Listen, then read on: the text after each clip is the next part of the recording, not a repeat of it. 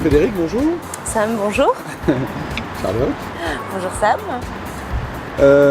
Voilà, cette semaine, apparemment, vous avez quelque chose de très sympathique, N'est-ce pas? comme toutes les semaines. On a un sujet qui parle d'automobile, mais surtout qui parle de prestataires d'enregistrement de nom de domaine. Très bien. C'est une affaire qui a été jugée par la Cour d'appel de Paris le 19 mars 2008 et qui concerne le nom de domaine autoies.fr. Très bien. Très récent, alors. Très très récent, 1 mois, 2 mois, 3 mois, pas très vieux. On a une société française en fait qui dépose une dénomination sociale justement autoies et aussi de nom de domaine autoies.com, auto-ies.fr, auto-ies.com et qui n'a pas réservé le nom de domaine autoies.fr sans tiret. Il dispose aussi de marque IES et son activité est dans le domaine du commerce de véhicules neufs et d'occasion et notamment sur ses sites internet avec les noms de domaine dont on vient de parler. En face de ça, on a une société Safe Names qui est donc un prestataire d'enregistrement de noms de domaine anglais qui est une société qui est accréditée par la FNIC donc pour la réservation de noms de domaine en .fr, .com.fr, .re, etc. Qui a réservé en son nom propre le nom de domaine litigieux, donc autoies.fr.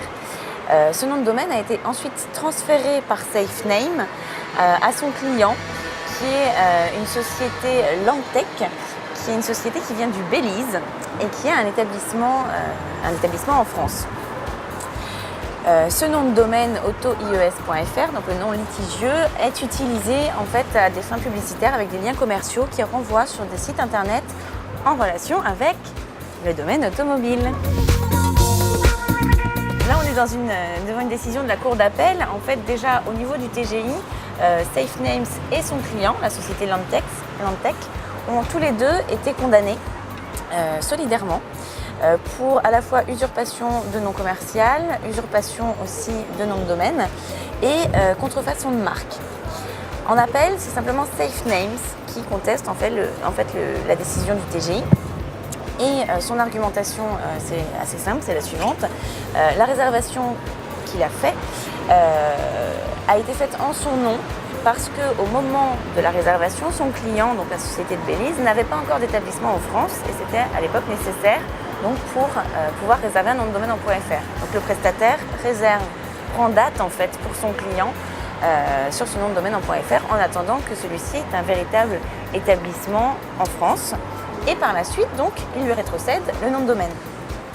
La décision de la Cour d'appel en fait confirme malgré tout, malgré cette argumentation, la décision du tribunal de grande instance parce que en fait les juges ont considéré que l'effet litigieux à savoir la réservation du nom de domaine puis son usage en relation avec des liens commerciaux voilà, dans le domaine justement de la vente de véhicules ont été en fait poursuivis après des lettres de mise en demeure qui avaient été envoyées à Safe Names.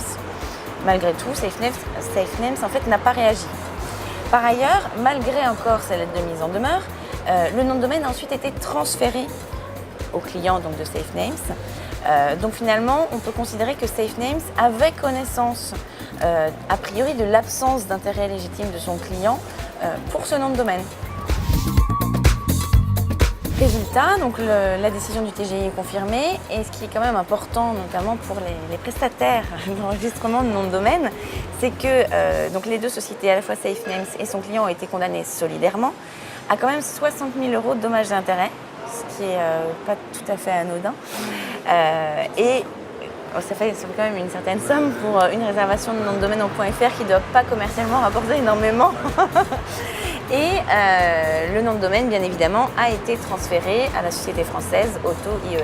Il faut juste rappeler une chose, c'est que les registrars en général ont toujours une activité en parallèle, de plus en plus en tout cas, qui les amène à enregistrer le nom de domaine générique pour pouvoir créer du trafic. Alors ça peut être aussi bien des entreprises privées, professionnelles, ou des particuliers. Cette activité est tout à fait légitime et ne peut pas être condamnable, sauf si ces personnes vont, on va dire, borderline, ils vont juste à la limite de ce qui est admissible, ça veut dire le droit d'autrui.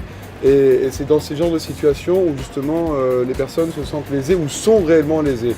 Donc tant que on a un portefeuille de noms de domaine qui respecte le droit d'autrui, on peut monétiser, on peut avoir autant de noms de domaine qu'on veut, renvoyer, faire du Google, faire tout ce qu'on veut, sauf vraiment là où on a de l'autorité. Alors ce qui se passe, c'est que la plupart du temps, les gens essaient de se rapprocher de ce qui est déjà notoire, parce que c'est ça qui crée du trafic, mais ce qui est déjà notoire est déjà, on va dire, exploité par une entité normalement en place depuis un certain temps. Donc voilà, c'est ça qu'il faut faire attention. Mais l'essentiel étant de ne pas porter atteinte aux droits des tiers, de quelque manière que ce soit. En fait, la liberté des uns s'arrête, on commence finalement les droits des autres.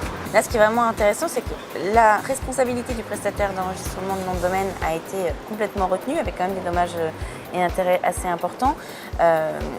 On peut se demander si sa responsabilité aurait aussi été retenue maintenant, avec la nouvelle loi en matière de marque sur la contrefaçon, si le nom de domaine n'avait pas été réservé à son nom propre, mais s'il avait simplement, comme c'est le cas habituellement, servi d'intermédiaire. Parce que la nouvelle loi anti-contrefaçon est quand même beaucoup plus sévère et condamne aussi, considère comme contrefacteurs les intermédiaires de la contrefaçon, des actes de contrefaçon. Donc, en tout cas, ce qui est certain, c'est que quand on est prestataire de la réservation de nom de domaine, il faut absolument être vigilant sur ce qu'on fait, comme tout le monde, et sur les noms qu'on réserve en son nom propre ou pour ses clients. Absolument. Très bien. À la semaine prochaine. Merci.